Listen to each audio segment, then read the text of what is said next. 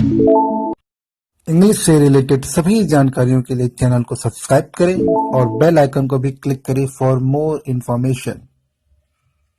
Hello दोस्तों, आज का जो वीडियो है उसमें हम बात करेंगे क्लास 12 के यूपी बोर्ड का इंग्लिश का जो लेसन 4 है, द होम कमिंग, जिसको लिखा है रविन्द्रनाथ टैगोर ने। उसका हम थर्ड पार्ट देखने जा रहे हैं, जो स्टार्ट हो रहा है आपके paragraph it was just say लेकर वेरी एग्जिस्टेंस से हम तक देखेंगे। तो चलिए पहले वर्ड मीनिंग देख लेते हैं। वर्ड मीनिंग जो आपको नहीं आ रहा तो उसको नोट कर लीजिएगा। क्रिटिकल मतलब होता है नाजुक, जेस्चर मतलब होता है अवसर या समय, जैसे बोलते हैं ना कि बहुत अच्छा समय है, बहुत अच्छा अवसर है वो। ग्रे हेयर भूरे भूरे बालों वाली या भूरे बालों वाला। स्ट्रेंजर मतलब अजनबी। अराइव्ड मतलब पहुंच गए, कहीं पर आप पहुंच जाते तो बोलते हैं ना मैं पहुंच गया या हम पहुंच गए, अराइव्ड। शिपिस मतलब शर्मीला। अशेम्ड मतलब शर्मिंदा, दोनों में थोड़ा सा अंतर है। स्टेप बैक मतलब कदम वापस ले लिया या लेना। रिकॉग्नाइज मतलब पहचान लिया या पहचाना। बाउड मतलब होता है झुकना या झुका, दोनों हो सकता है, झुकना या झुका दोनों होता है। इंक्वायरीज मतलब पूछताछ, जो पूछताछ होती है लोग करते हैं, खासकर जो देते हैं पुलिस स्टेशन में जो होता है ना इंक्वायरी, वही। हेस्टेंड मतलब होता है, हेस्टेंड मतलब जल्दबाजी करना या बहुत जल्दी में होना। एज सुन एज मतलब जैसे ही। रिजॉइसिंग मतलब बड़ा ही आनंदमय या आनंदपूर्ण। परपेचुअल मतलब लगातार। नुएंसेस मतलब बाधा या बाधक, दोनों होता है, बाधा भी होता है और बाधक मतलब बाधा करने वाला अर्थात बाधक, और बाधा को हम नुएंसेस कहते ही हैं।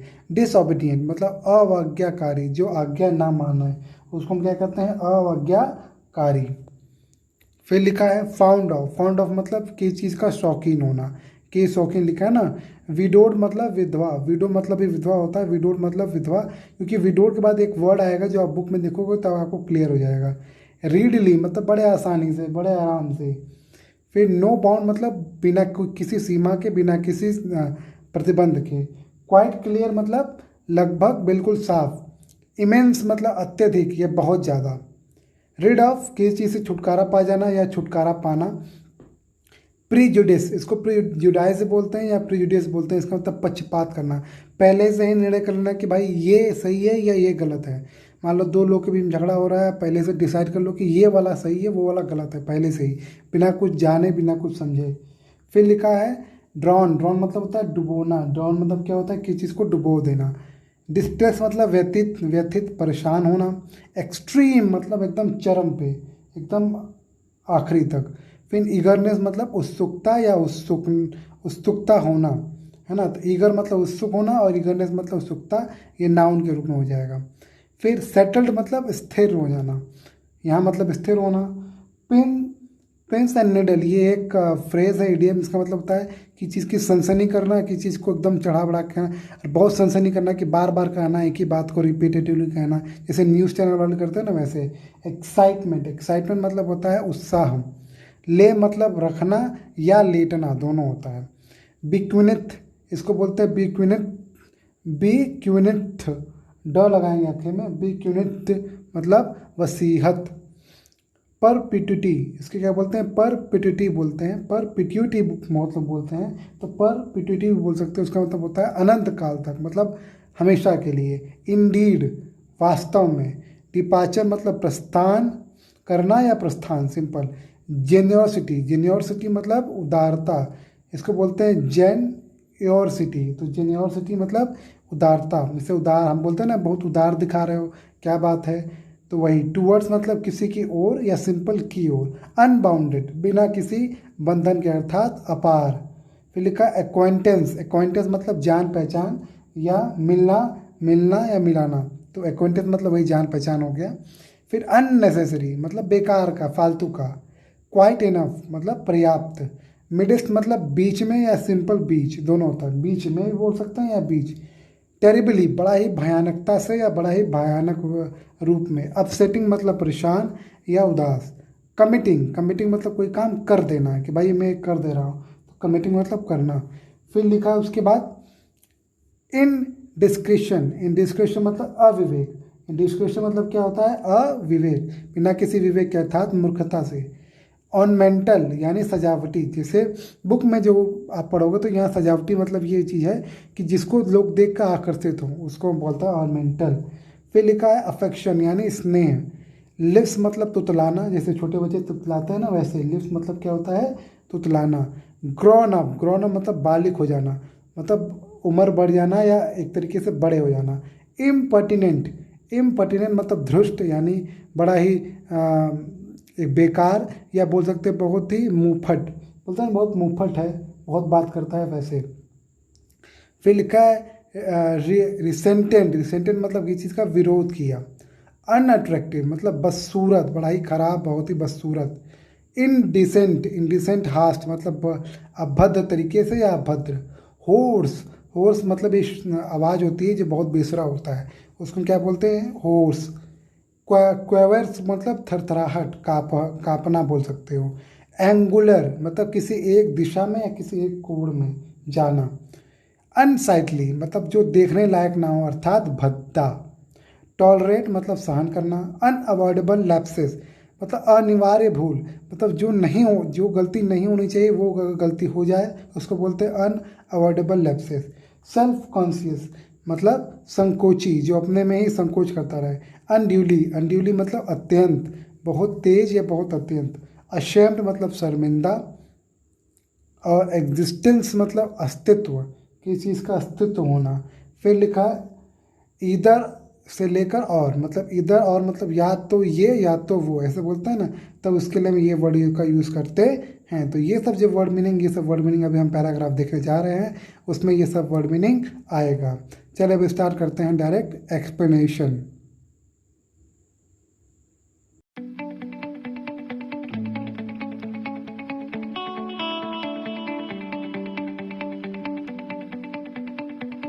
तो दोस्तों ये है जो पार्ट हम पढ़ने वाले हैं, इट वॉज जस्ट से लेकर फिर आगे देखेंगे। इससे पहले की स्टोरी हम पढ़ चुके हैं।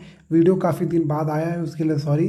थोड़ा टाइम निकालने की कोशिश कर रहा था और सोच रहा था कि 12th का जो वीडियो है वो एकदम लास्ट के समय लगातार डालूंगा, पर कई सारे रिक्वेस्ट आई तो मैंने सोचा चलो इसको रेगुलर बेस पे 2-3 दिन के अंदर, 2-3 दिन के अंदर एक एक वीडियो डालता रहूँगा। तो चलिए स्टार्ट करते हैं। क्या लिखा है, it was just at this critical juncture that the grey heard stranger arrived. It वो मतलब कि वो जो कहानी क्या है, कहानी हल्का बता दे रहा हूँ। पथिक और जो ये पथिक है और जो ये उसका छोटा भाई है, वो क्या है, उनके बीच में झगड़ा होता है। फिर माँ होती है, माँ एक तरीके से ढकेलती है, माँ एक तरीके से समझा रही होती है या बोल सकते हैं ना डांटती है, वैसे वो डांट रही है। अब देखिए स्टोरी आगे देखते हैं। It was just at this critical junction बोलते हैं इसको, जंक्स्टर। तो ये उस समय का बहुत ही नाजुक समय था। जंक्शन मतलब होता है समय या अवसर। तो वो जो जिस समय ये सब हो रहा था, जब झगड़ा हो रहा था मम्मी और पथिक के बीच में, पाठ पाठ्य की बोल सकते हो आप उसको, तो उसके बीच में झगड़ा हो रहा था, तभी क्या होता है, that the grey heard stranger arrive, तभी भूरे रंग वाला स्ट्रेंजर मतलब अजनबी क्या होता है, अराइव मतलब पहुँचता है। ही आस्क्ड वह बोलता है या वह पूछता है, क्या पूछता है, what the matter was, matter क्या था, मतलब कि आप लोग झगड़ क्यों रहे हो। क्योंकि जो माँ थी वो झगड़ रही थी, वो अपने बेटे को डांट रही थी, तो वही पूछ रहा है कि वो बात क्या है, मतलब किस लिए आप झगड़ रहे हो। तो वही समझ में आया। फिर लिखा है, पाथिक लुक्ड sheepish एंड ashamed। जो पथिक था वो शर्मिंदा महसूस कर रहा था, और शेम मतलब एक तरीके से, सॉरी, अशेम मतलब शर्मिंदा और शेपिस मतलब होता है शर्मीला। तो एक तरीके से वो बहुत ज़्यादा शर्मिंदा महसूस कर रहा था। दोनों का लगभग एक जैसा वर्ड होता है। शेपिस मतलब होता है शर्मीला होना, और अशेम्ड मतलब होता है शर्मिंदा। तो पथिक क्यों शर्मिंदा और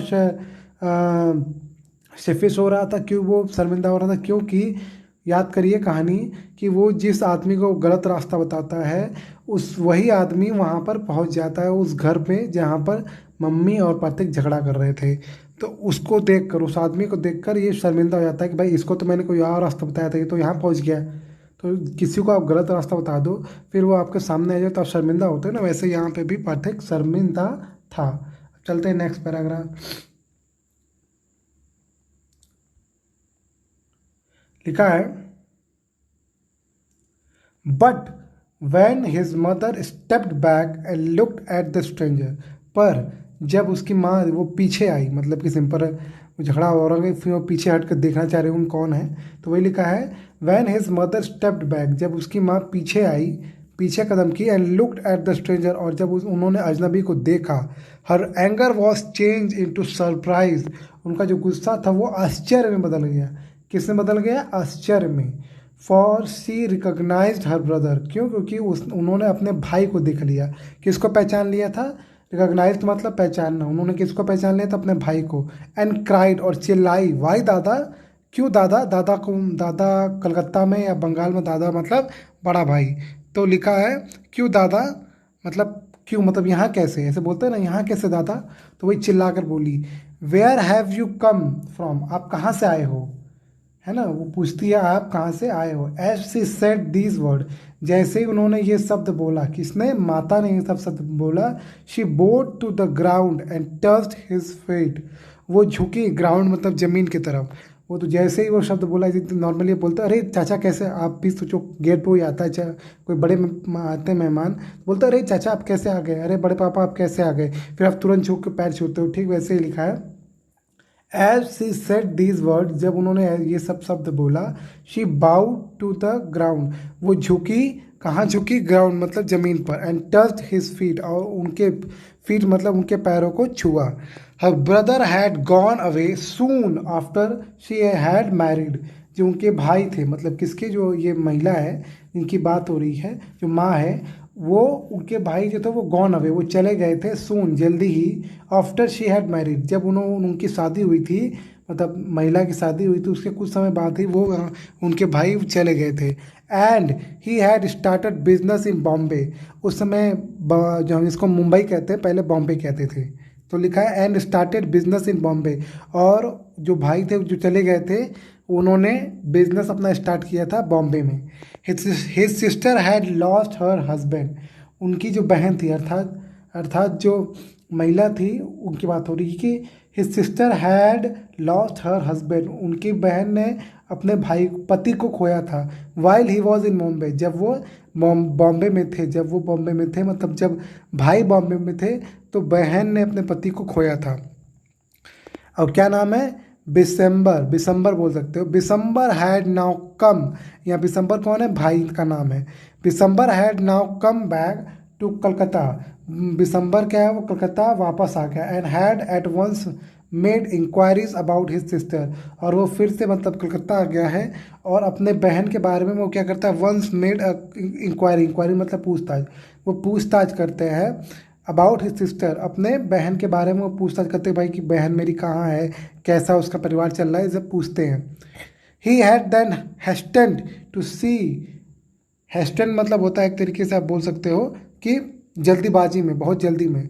ही हैड देन हेस्टेंड, तब वो बहुत जल्दी में थे, टू सी देखने के लिए, हर, उन्हें, हर यूज हुआ है महिला के लिए, उस माँ के लिए, तो अपनी बहन को देखने के लिए वो बहुत जल्दीबाजी में थे। As soon as he found out where she was, जब जैसे ही उनको उनको पता चला, फाउंड आउट मतलब पता चलना, जैसे उनको पता चला कि वो कहाँ रहती है, वो बहुत जल्दीबाजी में थे उनसे मिलने के लिए। किससे? अपनी बहन, यानी पथिक की माँ से मिलने के लिए। पाठिक बहुत लोग कहते हैं इसको, हिंदी में इसको पाठिक भी कह सकते हो। चलते हैं आगे। कहीं भी कोई डाउट हो, आपको लग रहा हो कि ये पॉइंट या ये वर्ड की मीनिंग नहीं समझ में आ रही, तो मुझसे कमेंट बॉक्स में आप पूछ सकते हो। लिखा है the next day, the next few days were full of rejoicing, rejoicing मतलब बड़े ही आनंदमय। तो the next few days were full of rejoicing, जो अगला कुछ दिन था वो बहुत ही अच्छा, बहुत ही आनंदमय था। The brother asked after the education of the two boys, है ना, जो भाई होते हैं वो पूछते हैं कि भाई अपने जो तुम्हारा, आपके दोनों बच्चे हैं, दोनों लड़के हैं, उनका एजुकेशन में क्या फ्यूचर है, या वो क्या कर रहे हैं एजुकेशन में। He was told by his sister, ये पैसिव वॉइस में लिखा हुआ है, सॉरी, हाँ पैसिव वॉइस में लिखा है। He was told by his sister, उन्हें बताया गया उनके बहन द्वारा, दैट पथिक वॉज परपेचुअल न्यूएंसेस, जो पथिक है वो लगातार हमें क्या करता है? बाधा उत्पन्न करता है, या वो बाधा बनाता है। परपेचुअल मतलब होता है लगातार या हमेशा। नुएंसेस मतलब बाधक या बाधा दोनों होता है। बाधक मतलब वो स्वयं व्यक्ति जो खुद एक बाधा हो, या सिंपल बाधा, है ना। दो मीनिंग होती है। बाधक किसी व्यक्ति को हम बोलते हैं यार ये बहुत न्यूएंसेस है, मतलब बहुत ख़राब है, ये हमेशा परेशानी पैदा करता है, उसको हम न्यूएंसेस बोलते हैं। तो वही लिखा जो बताती हैं उनकी सिस्टर, जो पथिक है वो बहुत ज़्यादा नुएंसेस से बहुत ज़्यादा परेशान करता है। He was lazy, disobedient and wild, वह आलसी था। डिसऑबीडिएंट मतलब आज्ञाकारी नहीं होना, अर्थात अवज्ञाकारी। तो वो अवज्ञाकारी था। एंड वाइल्ड, वाइल्ड मतलब जंगली, अर्थात वो जल्दी किसी की बात नहीं सुनता था। वो व्यवहारिक नहीं था। व्यवहारिक मतलब समाज से उतना उसका वो नहीं रहता, किसी को जी बोल देता था वो। ठीक है, ये उसकी बहन उसे बताती है किसके बारे में, पाठक के बारे में। But Makhan was a good as good, जो माखन था वह सोने जैसा अच्छा था। मतलब यहाँ तुलना किया जा रहा है सोने का, माखन का सोने से, कि माखन सोने जैसा अच्छा था। As quiet as a lamb, जैसे कि एक लैम्प होता है कि वो बस जलता है और कुछ नहीं होता, कोई आवाज़ धाम धूम धाम आवाज़ नहीं आती है, वैसे ही वो भी एक शांत माखन है। मतलब माखन जो है, छोटा बेटा है, वो बहुत शांत है, सोने जैसा है। And very found of reading, और वो बहुत शौकीन है। फाउंड ऑफ मतलब होता है शौकीन होना, फाउंड ऑफ रीडिंग, उसे पढ़ने का, वो पढ़ने का शौकीन है। अब लिखा है Bishamber kindly offered to take Phatik off his sister's hand, जो दिसंबर है वो बड़े ही प्यार से, बड़े ही आराम प्यार से ऑफर करता है, मतलब एक तरीके से निमंत्रण देता है। To take Phatik off, take Phatik off मतलब ले जाने की, कि वो दिसंबर जो है बड़े ही प्यार से अपनी बहन से पाठक को ले जाने के लिए कहता है, sister hand. And educate him with his own children in Calcutta, और जो उसके खुद के बच्चे जो कलकत्ता में, क्योंकि वो बॉम्बे शिफ्ट हो गया, कहाँ आ गया है, कलकत्ता में। तो वो लिखा है दिसंबर काइंडली ऑफर्ड, दिसंबर ने बड़े नम्रता से ऑफर किया, मतलब एक तरीके से आग्रह किया, टू टेक पथिक ऑफ हिज सिस्टर हैंड, अपने पथिक को अपने बहन के हाथ से ले जाने, अर्थात अपने बहन के यहाँ से ले जाने के लिए वो रिक्वेस्ट करता है। And educate him with his own children in Calcutta, और उसे पढ़ाए, मतलब वो रिक्वेस्ट करता है कि उसे पढ़ाएगा अपने बच्चों के साथ कलकत्ता में। ठीक। द विडोड मदर, विडोड मतलब होता है विधवा माँ, तो जो विधवा माँ थी, रीडली अग्रीड, रीडली मतलब होता है बड़े आराम से, तो बड़े आराम से वो स्वीकार कर लेती हैं कि चलो ठीक है भाई, पाथिक जाएगा मामा के साथ रहेगा। When his uncle asked Pathik, जब उसके अंकल ने पाथिक से पूछा, if he would like to go to Calcutta with him, ये डायरेक्ट है कि इफ़ ही, की, यहाँ इफ़ मतलब है कि, he would like to go to Calcutta with him, कि वो पूछते हैं पाठिक से, या पाठक बोल सकते हैं, सिंपल मैं पाठक बोलूँगा, कि वो पाठक से पूछते हैं कि क्या वो पसंद करेगा कलकत्ता जाना उसके साथ। His joy knew no bound, जो उसकी खुशी थी, किसकी, पाठक की जो खुशी थी उसका कोई अंत नहीं था, दो बाउंड मतलब कोई अंत नहीं था।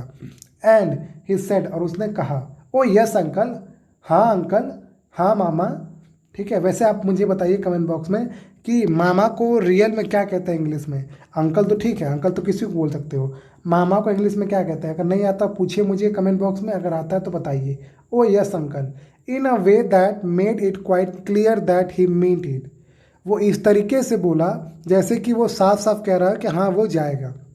लास्ट लाइन पढ़ रहे हैं फिर से, इन अ वे दैट, वो मतलब इस लहजे में बोला, that made it quite clear, वो जब ये उसने बोला कि हाँ हाँ अंकल, तो इस तरीके से बोला कि एकदम साफ हो गया, क्वाइट क्लियर मतलब एकदम साफ हो गया, दैट ही मीन्ट इट, मतलब वो जाना चाहता था।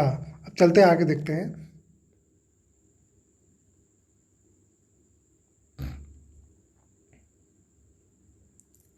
लिखा है, it was an immense relief to the mother to get rid of Phatik, तो जो ये बहुत ही बड़ा, इमेंस मतलब बहुत ही बड़ा, तो ये बहुत ही बड़ा रिलीफ मतलब बहुत बड़ा राहत की बात थी, टू द मदर माँ के लिए। To get rid of, rid of मतलब होता है छुटकारा पाना, तो पथिक से छुटकारा पाने का ये बहुत ही बड़ा एक तरीके से उनको राहत मिला, जो पथिक से छुटकारा मिला। शी हैड अ प्रीजुडाइज, या इसको बोलते हैं प्रीजुडिस बोल सकते हैं, या प्रीजुडाइस, आप चेक करना गूगल में आपको मिल जाएगा। प्रीजुडाइस ही बोलते हैं, प्रीजुडिस ही बोलते हैं, तो मैं प्रीजुडाइस बोल रहा हूँ। She had a prejudice against the boy and no love was lost between the two brothers. ठीक है, वो एक तरीके से she had a prejudice against the boy, वो पक्षपात करती थी इस लड़के के खिलाफ। किस लड़के के खिलाफ? पथिक के खिलाफ। क्योंकि इससे पहले का अगर आपने स्टोरी पढ़ा होगा तो वो छोटे बेटे की बात मानती है ना कि बड़े बेटे की, यानी पथिक की बात नहीं मानती है, ठीक है, और उसके छोटे बेटे माखन की बात वो मान जाती है। तो वही लिखा है she had a prejudice. Prejudice मतलब पहले से मान लेना, पहले से कोई कह रहा कि हाँ भाई ये सही है, तुम सही होगे, पहले ही झगड़ा हो रहा है, पहले मान लो कि भाई करण गलत है ना, करण और मान लो पवन में झगड़ा हो रहा है, पहले मान लो करण गलत है, उसको बोलते हैं प्रीजुडिस। तो she was prejudice against the boy, वो उस लड़के के खिलाफ पहले से थी। And no love was lost between the two brother, और वैसे भी कोई प्यार नहीं था इन दोनों भाइयों के बीच में। She was in daily fear, वो हमेशा इस डर में रहती थी। डेली मतलब रोज, वो रोज इस डर में रहती थी दैट की he would either drawn Makhan someday, कि वो कभी ना कभी, आइदर मतलब यहाँ मतलब है कभी न कभी वो या तो माखन को क्या कर देगा, ड्रॉन मतलब डुबोना, ड्रॉन मतलब डूबना भी होता है लेकिन यहाँ मतलब है डुबोना, कि वो डुबो देगा माखन को समडे इन द रिवर, वो नदी में कभी ना कभी माखन को डुबो देगा, और break his head in a fight, या उसका सिर फोड़ देगा झगड़े में। तो वो हमेशा जो माँ है उनको डर बैठा रहता था रोज कि या तो वो माखन को डुबो देगा नदी में झगड़े में, या तो उसका सर फोड़ देगा, और run him into some danger और अदर, या तो उससे कुछ सम डेंजर मतलब कुछ ज़्यादा खतरनाक चीज़ों में उसको फंसा देगा, है ना, यही उसको माँ को डर बैठा रहता था। लास्ट की हम लाइन देख रहे हैं एट से, at the same time she was somewhat distressed to see Phatik's extreme eagerness to get away. लिखा है एट द सेम टाइम, और उसी समय मतलब जब ये सब सोच रही थी कि भाई चलो छुटकारा मिल गया, अब वो माखन को मारेगा नहीं, सर नहीं फोड़ेगा उसका, तो वही लिखा है एट द सेम टाइम, और उसी समय she was somewhat distress, वो कुछ हद तक, सम वॉट मतलब कुछ हद तक वो डिस्ट्रेस, थोड़ा व्यथित थी, थोड़ा परेशान थी, to see Phatik's extreme eagerness, जो ये इतना ज़्यादा व्याकुल था, उत्सुक था, ईगरनेस मतलब उत्सुकता, और एक्सट्रीम मतलब एकदम चरम पे, जो उसकी चरम पे उत्सुकता थी, टू गेट अवे, यहाँ से भाग जाना मतलब यहाँ से चले जाना। जब मामा ने ऑफ़र दिया तो वो तुरंत मान गया, और इस तरह लग रहा था कि वो यहाँ से छुटकारा पाना चाहता है। तो जब माँ ने ये देखा तो उनको थोड़ा एक तरीके से परेशानी हुई कि भाई ये ऐसा क्यों कर रहा है, उसको इतनी बेचैनी क्यों, मतलब इतना वो खुश क्यों हो रहा है। नॉर्मली आप किसी अपना घर छोड़ते हो तो आपको दुखी होता है कि अरे मैं अपना घर क्यों छोड़ रहा हूँ। तो वही माँ सोच रही है कि भाई कि to see Phatik's extreme eagerness to get away, यहाँ से चले जाने का जो एक्सट्रीम ईगरनेस, एक बहुत ज़्यादा जो उसको उत्सुकता थी, वो देखकर वो थोड़ा व्यतीत हो गई थी। कौन? माँ। ठीक।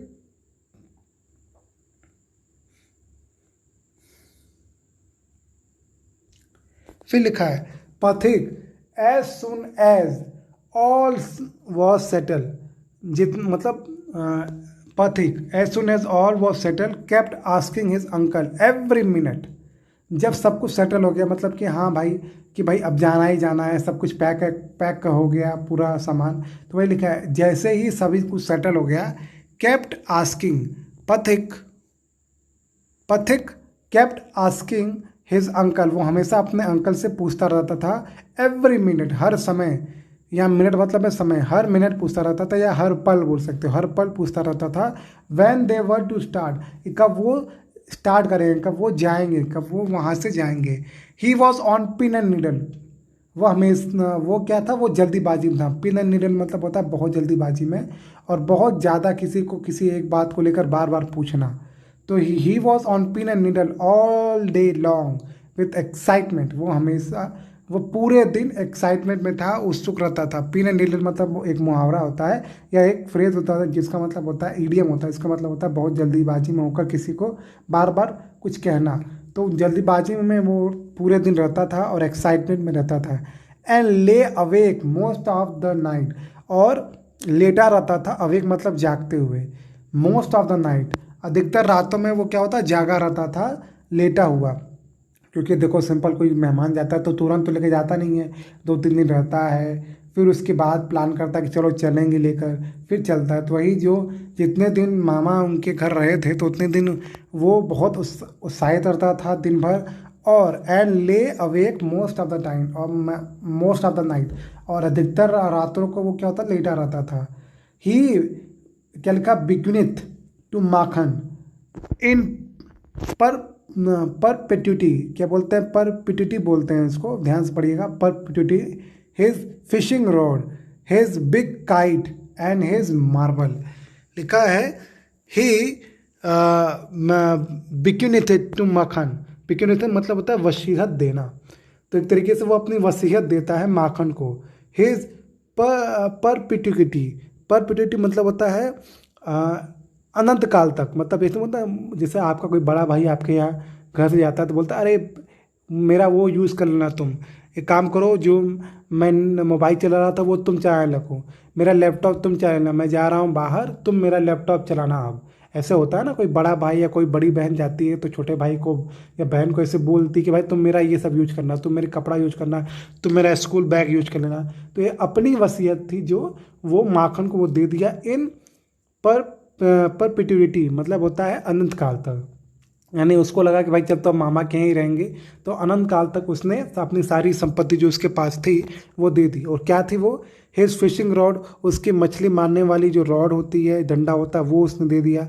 हिज बिग काइट, अपनी बड़ी पतंग उसको दे, अब छोटे भाई को दे दिया।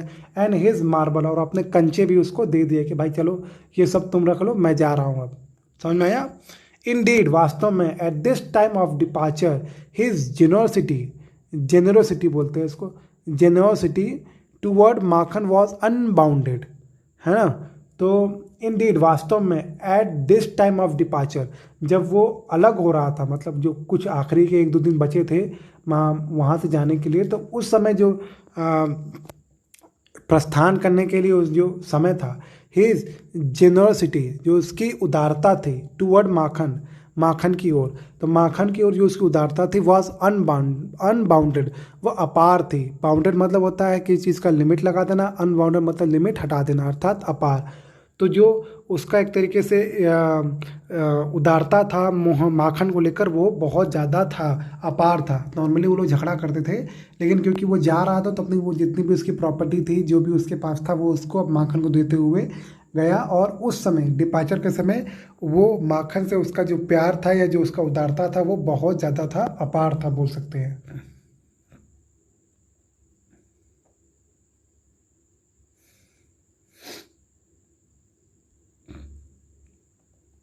फिर लिखा है when they reached Kolkata, Pathik made the acquaintance of his aunt for the first time।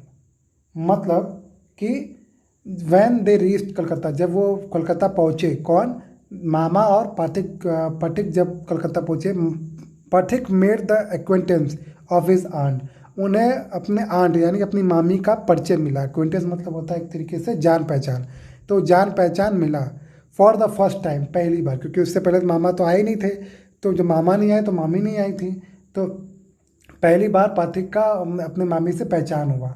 Second line लिखा है she was by no means pleased, वो किसी भी तरीके से, बाई नो मीन्स मतलब किसी भी तरीके से वो प्लीज्ड, वो खुश नहीं थी। कौन, जो आंट थी वो खुश नहीं थी। क्यों खुश नहीं थी, आगे देखो लिखा है with this unnecessary addition to her family, जो उनकी फैमिली थी उसमें अननेसेसरी मतलब बेकार तरीके से या बिना किसी ज़रूरत के, एडिशन मतलब जो जुड़ गया था। मतलब एक सिंपल, आप किसी अजनबी घर जाते हो, किसी घर जाते हो, तो आजकल क्या होता है कि लोग किसी को रखना नहीं चाहते हैं। नॉर्मली पहले लोग रखते थे, लेकिन अब क्या होता है, अगर आप किसी घर जाओगे 2-3 दिन बाद वो खुद कहेगा, खुद आपको ख़राब लगेगा, और वो भी आपको ख़राब चीज़ें दें। पहले शुरू में आपको पकवान खिलाएगा अच्छा, फिर जैसे 3-4 दिन बीत जाएगा तो आपको रोटी खिलाने लगेगा नॉर्मल, ताकि आप जल्दी जल्दी जाओ, आपको छोटे छोटे काम करवाने लगेगा, ताकि आप समझ जाओ कि भाई मुझसे काम करवा रहा है, निकल लो। तो वही लिखा है कि she was by no means pleased, वो किसी भी तरीके से खुश नहीं थी with this unnecessary addition to her family. जो उनकी फैमिली थी उनमें जो बिना मतलब का जो एडिशन हो गया था, जोड़ हो गया था, एक आदमी जुड़ गया तो इससे वो खुश नहीं थी किसी भी तरीके से। She found her own 3 boys quite enough to manage. वो अपने 3 बेटों से काफ़ी हद तक वो संतुष्ट थी। टू मैनेज, मैनेज मतलब उनको एक तरीके से मैनेज करना, संतुलित करना। तो अपने वो 3 बेटों से काफ़ी हद तक संतुलित थी। Without taking any one else, किसी और को लेने मतलब वो संतुष्ट थी अपने 3 बेटों से उनको मैनेज करने में। Without taking any one else, किसी और को लेने से वो मतलब किसी और को लेने को हटाकर वो सिर्फ अपने 3 बच्चों को लेकर संतुष्ट थी कि भाई कोई और ना आए। वो 3 बच्चे उसके उनके लिए काफ़ी थे, ये समझो। वो 3 बच्चे उनके लिए काफ़ी थे मैनेज करने के लिए, बिना किसी और के आने के। लेकिन अब तो भाई, अब तो पति कहा गया था। And to bring village lad of 14 into their midst, मतलब और लेकर आना। टू ब्रिंग मतलब लेकर आना। अब विलेज लैड, लैड मतलब लड़का होता है, तो एक गांव के लड़के को लेके आना। ऑफ 14 मतलब ऑफ 14 मतलब 14 साल का, तो 14 साल के लड़के, गांव के लड़के को लेकर आना। इनटू देयर मिडिस्ट, मिडिस्ट मतलब बीच में। वॉज टेरिबली अपसेटिंग, उनके बीच मतलब कि उस परिवार के बीच में 14 साल के गांव के लड़के को लाना। वॉज टेरिबली, वो बहुत ही भयावक, अपसेटिंग मतलब बहुत ही एक तरीके से भयावक दुखद चीज़ थी। किसके लिए? मामी के लिए। मामी के लिए बहुत दुखद बात थी कि भाई अपनी फैमिली खुद ही इतनी बड़ी है और मेरे 3 बच्चे भी हैं। उसके बाद क्या लिखा है कि ऊपर से गांव के 14 साल के लड़के को उनके बीच में आना बहुत ज़्यादा दुखदायक था उनके लिए। अब लिखा है Bishamber should really have thought twice, Bishamber को कम से कम 2 बार सोचना चाहिए था। ट्वाइस मतलब 2 बार। Before committing such an indiscretion, discretion बोलते हैं इनडिस्क्रेशन। देखो, डिस्क्रेशन मतलब होता है विवेक मतलब बुद्धि, और इनडिस्क्रेशन मतलब अविवेक, है ना, या अविवेक बोल सकते हो या अबुद्धि बोल सकते हो। तो ये जो उसने एक काम किया है उसको कम से कम 2 बार सोचना चाहिए था पथिक को यहाँ ले लाने से पहले। ये उनकी बीवी सोच रही है कि Bishamber should really have thought twice, Bishamber कम से कम 2 बार बिसम्बर को सोचना चाहिए था इस बात के लिए। Before committing such an in discretion, ये जो उसने काम कर दिया, ये जो उसने अविवेक वाला काम कर दिया है, बिना बुद्धि वाला काम कर दिया, मूर्खता वाला काम कर दिया है, तो ये उसको कम से कम 2 बार सोचना चाहिए था, है ना। अब हम लास्ट पैराग्राफ पढ़ रहे हैं, जा रहे हैं।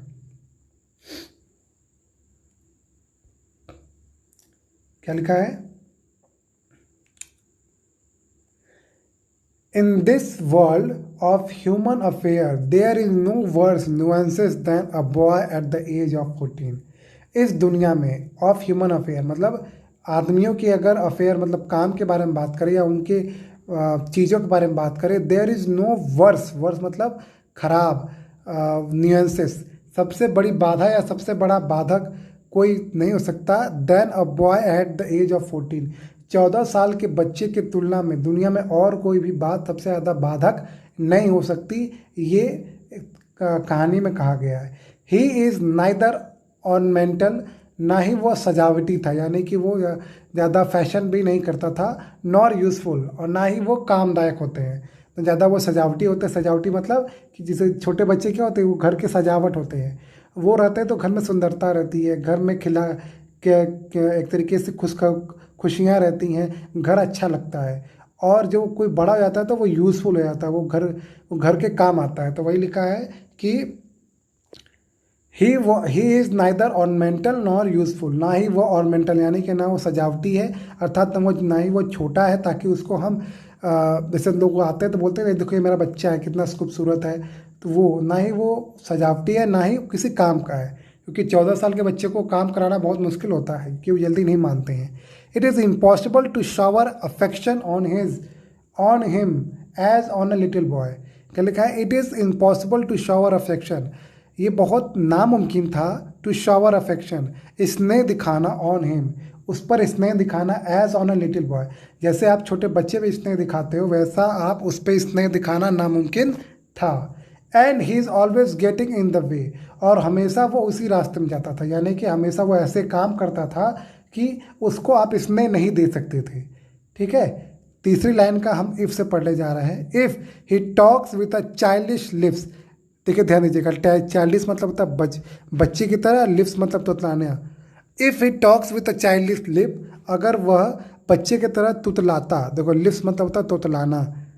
ही इज़ कॉल्ड अ बेबी, वह बेबी कहलाता है। And if he answer in a grown up way, अगर वो बड़े होने की तरह उत्तर देता, ही इज़ कॉल्ड इम्पर्टिनेंट, अगर वह, फिर समझते हैं क्या लिखा है, if he talks with a childish lisps, अगर वो बच्चे की तरह बोलता तो क्या होता, he is called as a baby, वो बेबी की तरह, बच्चे की तरह होता, क्योंकि वो बच्चा था नहीं तो वो बच्चे की तरह बोलता नहीं, तो ताता नहीं। And if he answer in a grown up way, अगर वह बड़े होने की तरह उत्तर देता, यानी कि जैसे आप देखता आपके घर में कोई, जैसे आप ही हो, आप ही सोचो, आप 3-4 साल पहले जो आपकी एज थी वो लगभग 14 साल थी, 13-14 साल, तो उस समय जब आप घर पे सलाह देते हो तो अधिकतर लोग नहीं मानते हैं, बोलते हैं अरे यार क्या कह रहे हो, तुम नहीं दुनिया देखे हो, तुम नहीं जानते हो, ऐसे होता है ना। और अगर बच्चे की तरह व्यवहार करो तो बोलेगा तुम तो बड़े हो गए हो, तुम बच्चे की तरह क्यों व्यवहार कर रहे हो। तो ये जो 13-14 साल की उम्र होती है बहुत कंफ्यूजिंग वाली होती है, क्योंकि परिवार आपको ना तो बच्चे की तरह ट्रीट करता है ना ही बड़े की तरह ट्रीट करता है।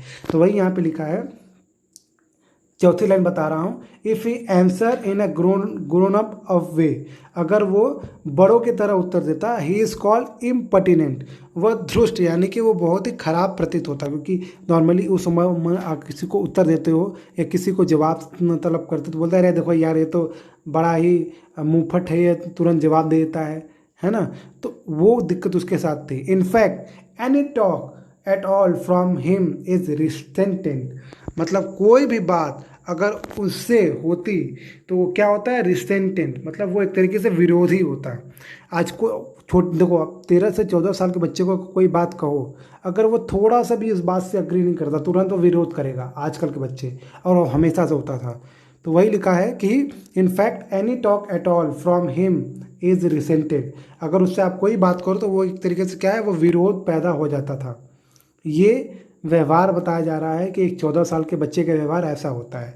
When then he is at the unattractive growing age, और इसीलिए वह अनअट्रैक्टिव मतलब सबसे ज़्यादा अट्रैक्ट न करने वाले उम्र में वो था। ग्रोइंग एज मतलब होता है बढ़ने वाली उम्र में वो था। अर्थात अगर 14 साल का कोई बच्चा होता है, 13-14 साल का, तो उस समय नॉर्मली जो बच्चे होते हैं वो अनअट्रैक्टिव होते हैं, क्योंकि माता पिता उनको क्या कहते हैं, ना ज़्यादा बड़े और ना ही ज़्यादा छोटे की तरह ट्रीट करते हैं, तो उन पे ज़्यादा ध्यान नहीं देते हैं। जब ज़्यादा ध्यान नहीं देते हैं तो वो अट्रैक्टिव नहीं होते हैं। वही यहाँ पे लिखा है कि उस उम्र में वो अनअट्रैक्टिव हो जाते हैं। He grow up he grows out of his cloth with indecent haste, मतलब ये जो लड़के की बात हो रही है, किसकी पथिक की, कि ही grows out of his cloth, वो अपने कपड़ों के साथ जब बड़ा होता था, विथ इनडिसेंट हास्ट, बड़े ही अभद्र तरीके से वो एक तरीके से रहता था अपने कपड़े के साथ। हिज वॉइस ग्रोज हॉर्स, जो उसकी आवाज़ थी वो हॉर्स मतलब होता है बहुत भद्दा, मतलब बड़ा ही बेसुरा। तो उसकी आवाज़ बेसुरी हो जाती है। ये उस लड़के की विशेषता बताई जा रही है 14 साल के लड़के से तुलना करके, कि उसकी जो आवाज़ थी वो 14 साल के लड़के की तरह बेसुरी थी। उसके कपड़े क्या थे, बड़े अभद्र तरीके से वो कपड़े पहनता था। एंड ब्रेक एंड क्वेवर, और एक तरीके से वो वो जो उसकी आवाज़ होती थी वो उसमें रुकावट होती थी या थथराहट होती थी, यानी कि वो किसी को कोई बात कहता था तो रुक रुक कर बड़ा ही डर के कहता था, है ना।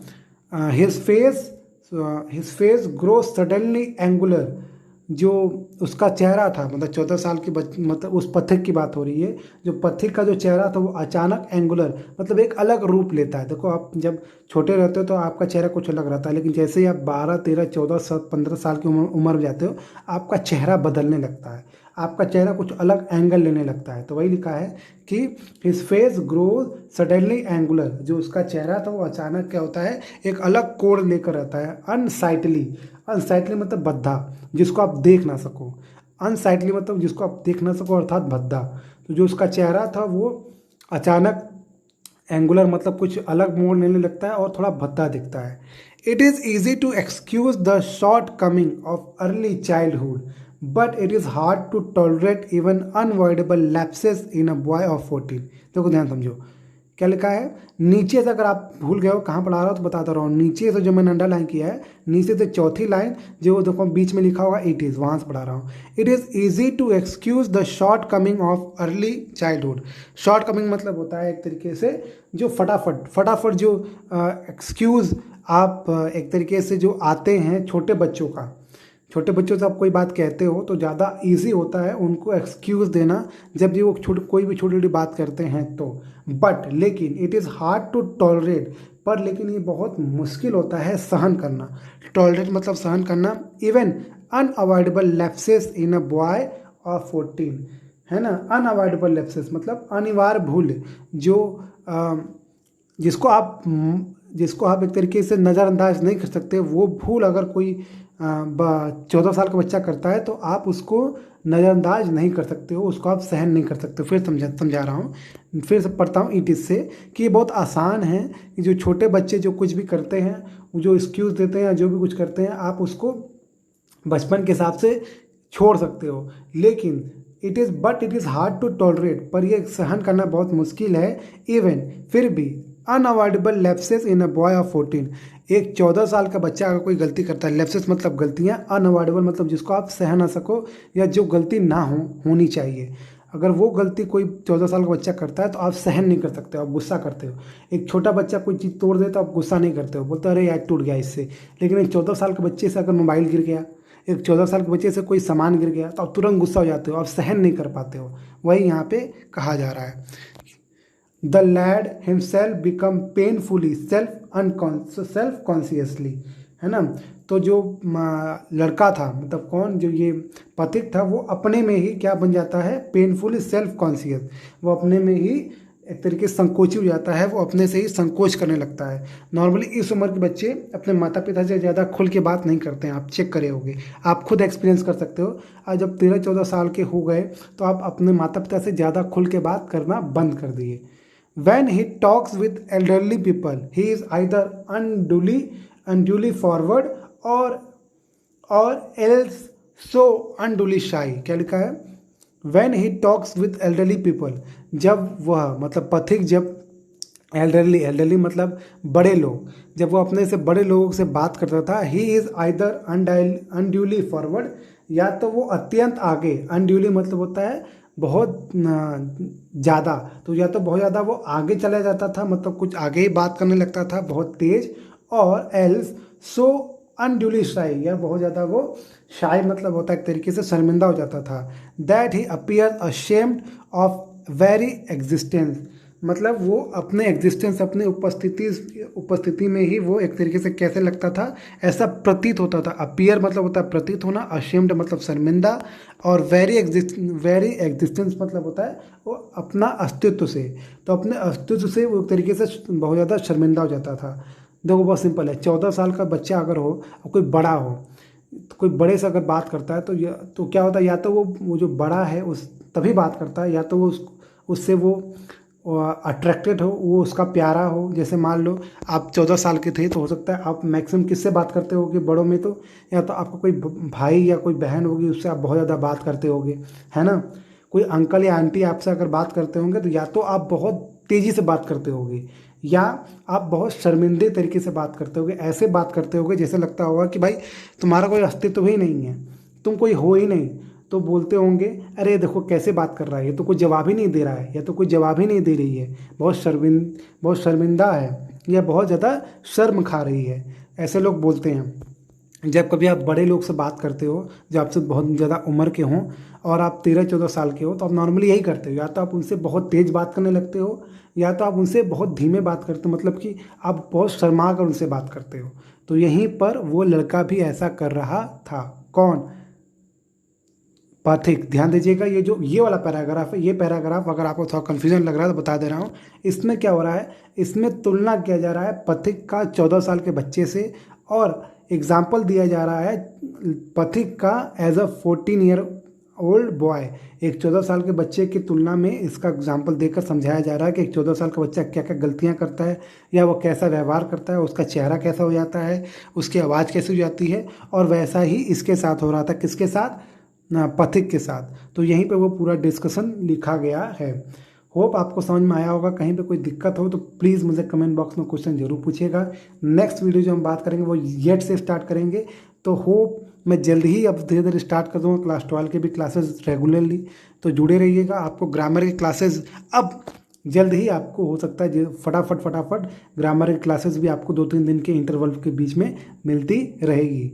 ठीक है ना। इसी के साथ हम वीडियो को एंड करने वाले हैं। आपने ये वीडियो देखा उसके लिए आपका बहुत बहुत धन्यवाद। वीडियो शेयर जरूर करें अपने दोस्तों से, जरूर, अगर वीडियो आपको अच्छी लगी है तब। तो एट लास्ट आपने ये वीडियो देखा उसके लिए आपका बहुत बहुत धन्यवाद। Thank you so much for watching this video.